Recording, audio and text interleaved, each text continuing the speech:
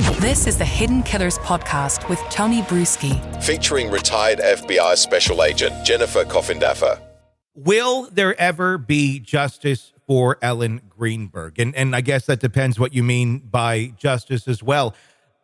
In my opinion, it would be finding some closure for the family, finding who actually killed their daughter and why. And if there's a cover-up, who was involved in that and why as well. Since most of the criminal prosecution in this has never really taken place because it's never been looked at as a homicide, always a suicide. Unfortunately, some of those roads have not been gone down, at least not yet. Thankfully, because of a civil suit, there's something called discovery, and that's where lots of information can be found, and lots of information is beginning to come out, including the knife, which we now have learned was never fingerprinted. Her diaries, digital footprints, phones, things of that nature, all just sitting in a Philadelphia evidence locker for many years, almost 17 now. Jennifer Coffindaffer, retired FBI Special Agent, joining us right now to discuss this case. When I'm looking at it, I'm looking for ways that they can find who did this. And there's certainly, without a doubt, a lot of roadblocks that have been put into place. And how and why, I don't know. But I'm wondering if in this discovery, if they can start looking at the physical pieces of evidence, if they can get that out of the evidence locker, can we start going down a path to possibly identifying who may have done this? Or did someone think far enough ahead and maybe scrub those items as well? Well, Tony, the first place you always start is means, mode, and opportunity, and with looking at that crime scene. And I'll start even at the very genesis of at least how law enforcement was alerted. Yeah. And that was through the 911 call. Mm-hmm. I think one can merely listen to that 911 call and have at least an inkling of who may have been involved in her murder. You think? And that was the same person who discovered her, the same person who had the opportunity, the same person who had a motive, the same person who on a 911 call, when asked, what's happened? Well, I don't know. She's laying there. Well, can you give her CPR? Well, I might be able to. Oh, yeah, there is a knife sticking through her chest. You have to listen to the details of that tape. It is unbelievable in terms of not being believable. 100%. To me, if you didn't know what you were listening to, you'd almost think you were listening to someone doing an improv call to a fake 911. Because it doesn't sound real. Oh, my gosh. It's just, I don't know. I mean, everybody reacts differently. I'll say that. But my God, I mean, there's a lot in that. And that seems to be the individual that nobody wants to talk about because it has been fairly litigious. But at the same point, everything seems to point in that direction of at least answer some more questions. And that's another part of it. Why was none of that done? Why were there no prints taken on the knife that we've now learned of? There's just so many things that it seemed immediately there was someone who knew something, then we're going to quickly swipe this over here and maybe no one will notice. But of course, in time, everybody gets to start seeing this evidence and what happened. And it doesn't look good for that individual. And I do wonder if they're starting to get a little bit nervous that this case continues to be pushed the way it is. And now they've found an inroad with the civil case and the discovery there. Well, I'm hoping this civil case continues to get the evidence necessary to, as you said, bring someone to justice.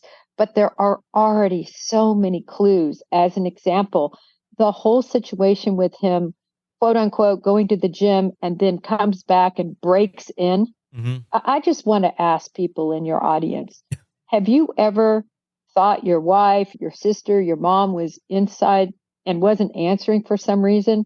And so you felt the need to break down the door, although he really didn't have to break down anything, because if you look, there was just almost zero damage done, which to me looks like a very staged situation. And none of what he said makes sense with the physical evidence, meaning what he said on that recording combined with how that lock looks on the door. Well, have you ever seen a case where someone has been stabbed 20 sometimes, half in the back and in the head, where they didn't look at it as a homicide. What on earth would be going through anyone's mind to think suicide here? Or at least at the very beginning, I think suicide would be like the shock later on, where we've determined this actually was a suicide. Weeks later, after going through all of the evidence and going, well, this really does appear to be that way. This is, initially homicide, then moved to suicide. I don't even know why it would have been suicide to begin with in any stretch of the imagination, but to not initially be investigating someone who was stabbed 20 times in their apartment as a homicide with all the evidence that was there, and to not even look at it as a crime scene. That to me is just baffling. It is baffling. And that initial ME, as you just said, did rule it a homicide. He changed it apparently based on this testimony by her then fiance that she was by herself and he had to break in and nobody else was there. So therefore, she must have killed herself. Yeah. That's literally how they put the puzzle pieces together. The only problem is it's a 50-piece puzzle and I see 3 pieces. Well, and what another piece I wonder about here is, let's assume that there is some sort of cover-up going on or something of that nature, trying to protect whoever was behind this. Wouldn't you almost have to have informed the parties that are going to be involved in this case ahead of time that, look, this is going to happen, and here's where I want it to go? Otherwise, I think it'd be a very frantic, oh my God, how do I get this person in this place to say this or that in order for it to flow just as well as it did to not go into a homicide investigation? It almost reads to me like there was more people involved, at least knowledge-wise, of what was about to go down, so it could kind of go under the radar in such an easy way as it happened. Well, how I think it happened, at least based on all the materials that fortunately I've been able to view. The Greenbergs have been great and, have sent everything, their whole case file to me. And it's so good to be able to see a lot of that information. But what I see happened was individuals who got into a horrible fight. A knife was grabbed. He, I believe, murdered her and then staged leaving, going to work out, coming back, finding her. This was a night of a lot of snow, a bad night. I think the individuals who showed up were extremely incompetent. And I say that again, based on what I've read and how they handled the crime scene. But this is where it took that turn of people saying it's corrupt, is his uncle showed up. Yeah. Now, his uncle is a judge, as you probably know, Tony. Yes. And this judge took evidence out of there. And furthermore, and this was the real killer, is the crime scene was scrubbed by a professional crime scene scrubbing company the next morning, Tony. The next morning. Yeah. How? The next morning. Never secured. Yeah. None of it adds up. These things are all glaring. I don't know if this happened in any other case. I have never seen anything like this. And it's hard to tell where incompetence is at play here or a cover-up is at play here, or maybe a little bit of both. Yeah, incompetence, I believe, mirrors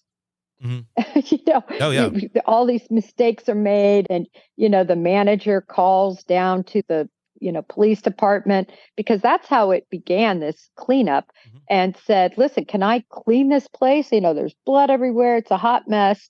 And whoever answered the phone says, sure, go ahead, clean it up. And in fact, gives them the name of a cleanup service. Yeah. Crime scene cleanup service. And so, of course, they get it done right away.